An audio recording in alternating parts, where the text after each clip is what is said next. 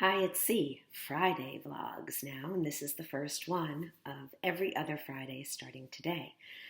The Oscars are this Sunday, and so the movies have been on my mind. I actually think about movies quite a bit for kind of obvious reasons, but there are two things in particular that are on my mind as we hurtle towards Oscars Sunday. The arts have always been a barometer of what's happening in society. And the movies have reflected the general sense of the people at different times. This, of course, is most obvious in the 30s and the 40s when fascists and dictators and megalomaniacs were ruling the world.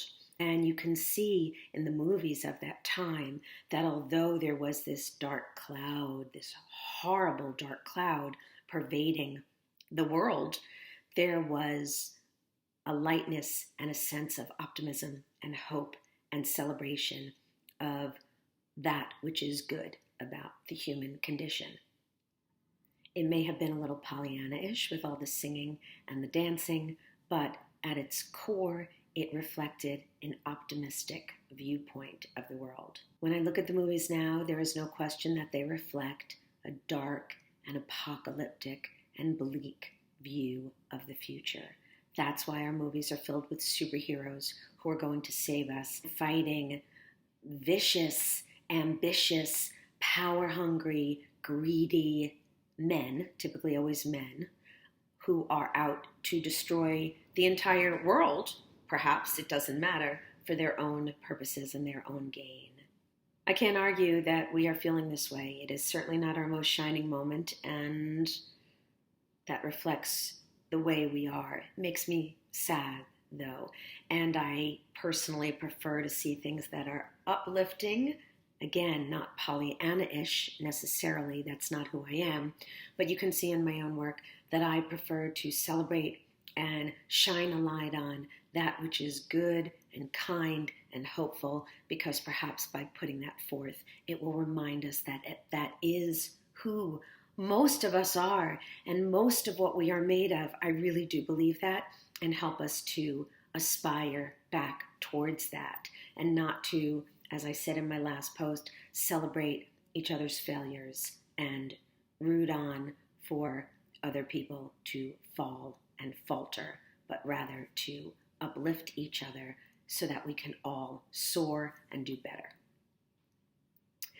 The second thing that's on my mind is a bit of a travesty that the Oscars have become. There was a time where really all the films of a year were considered, all the performances were considered, but over the past decade at least, if not more, it's really become the films that come out at the very end that have the money to take out all the ads for your consideration, that have the finances and the wherewithal to go and promote their actors and their directors and their films, so that those are the ones that will receive the most attention, especially nowadays when there is such a glut of material and so much good material that it becomes hard, if not impossible, to sort through it and find the real true contenders. But I am sorry that the smaller films, the lesser known films, the smaller budgets, the actors and actresses who don't have those A-list name recognition get overlooked very often, and the performances that are nominated and the films that are nominated are not necessarily the very best that there is to see. There's really nothing can be done about that. That's the way it is. So I'm just sort of putting it out there. I'd love to hear your opinion on the topic. Do you think I'm wrong?